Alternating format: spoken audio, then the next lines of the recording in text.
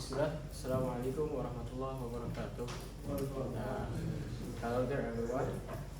Today I would like to give some presentations for my English project, and for this English project I've chosen a theme for my presentation today, which is about the basics of 3D design, as you can see here in the front of the screen. Okay. So, in this video, I would like to give a bit of the review or the agenda of this presentation. So there are going to be 3 parts. The first is about to know about what is 3D design. And here I will explain about the definition and the core components of 3D design. The second part is about the everyday use of 3D design. And there will be some examples that I will show for the 3D designs that are you might not notice in our everyday world. And then the last part, or the third part, is the easiest ways for us to make our own 3D designs.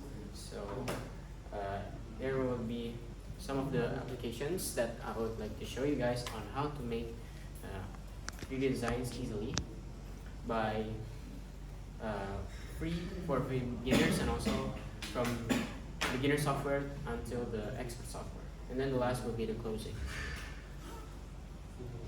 Okay. So the first is, what is 3D design that you may not know. So I would like to explain a bit about the main definition of 3D design for you all to understand. So if you see around your room or anywhere that you are, everywhere that you are, you may see some stuff, maybe like a door or a table or your water board. So those are some examples of the 3D design results. So 3D design is the process of using specialized software to create a mathematical representation of any 3-dimensional surface or object. So basically, 3D design is not fictional or not flat, unlike 2D design, which only deals with the height and width of the product or the object. So 3D design adds depth to the project, which allowing objects to be viewed and manipulated from any angle that you can see. So here are some of the core components of 3D design. So the first is modeling. And for modeling is basically creating the skeleton or the basic geometry and the shape of our object that we want to create using points, lines, and surfaces. And then the second, after we create the models, which we continue to texturing. So just like the name texturing, so we give texture like colors, patterns, and also material properties into our object. And then the last step, or the second, or the third step, which is rendering. So this is the final step for us, where the computer processes the scene of our object to produce a 2D image or an animation with realistic lighting and also shadows.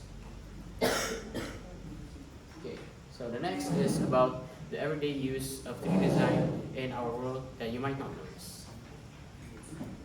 So actually, the 3D design in our daily life is no longer a niche tool that we maybe not heard, or only a niche tool for scientists and designers only.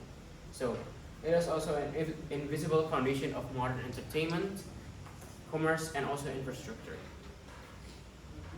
Okay, the first example that we might see every day is on entertainment and media, especially for VFX and animations, such as from the massive environments in the film Dune, if you know, and also to the expressive characters in Pixar movies. Those are created with 3D design. Then, the second is about video games. If you play video games, every environment, weapon, and character is a 3D object, and a 3D model designed to be light enough to process and in real time for a console or a PC.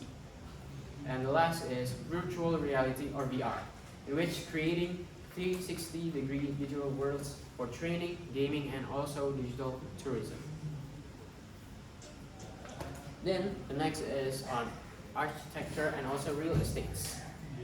As you know, with on buildings, architects use 3D designs or 3D platforms to simulate how sunlight can hit the room at 10 a.m. in December, or how wind flows between skyscrapers before building their projects. And then also there is virtual staging, where real estate agents use 3D renders to show what an empty apartment looks like with furniture, helping buyers visualize the space before buying the product. Then the next is about industrial design and manufacturing. And there is also some ergonomics, which designers use 3D models of human hands to test the grip of a new kitchen tool or a game controller before making a physical mold, for example. And then there is also 3D printing, which is creating lightweight, complex parts for such as jet engines or other custom-fitted aligners that will be impossible to make with traditional carving with our hands. And the last is about healthcare and science with prosthetics, like scanning a patient's limb to create a 3D printed prosthetic that they need that fits their unique anatomy perfectly.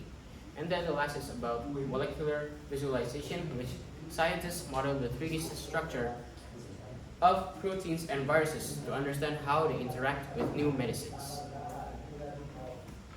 And here are some easiest ways to make 3D designs and also the platform that you can use. And this is going to be the easiest method, and it obviously it usually and generally follows a standard workflow, moving from a rough design or a rough idea to a polished visual. So in here I use a 4-step workflow for designing a 3D object. The first is block out, or just creating the blocks with basic shapes to establish the general scale and form of our object. The second is to detail, which is refining the mesh and also, just like sculpting of our project. The third is to add some shading and lighting to our project to simulate real-world materials like glass, metal, and skin, and placing virtual lights to create mood and depth to our project.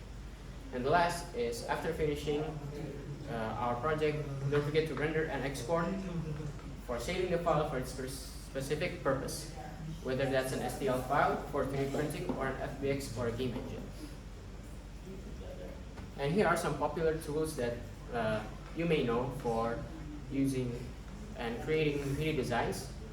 First is, for beginners, there is Tinkercad, which is web-based, and also Spline, which is also web-based. Those two are the easiest platforms for beginners that you can learn. And for intermediates or pro, is you can use Blender, which is free to download and also open source. And there's also Autodesk, Maya, and ZBrush. And for the last one is, if you are interested in engineering, we can use Autodesk's Fusion 360 and also SolidWorks for more hard work, especially for engineering. Okay, maybe that's all from me. Thank you for your attention. Assalamualaikum warahmatullahi wabarakatuh.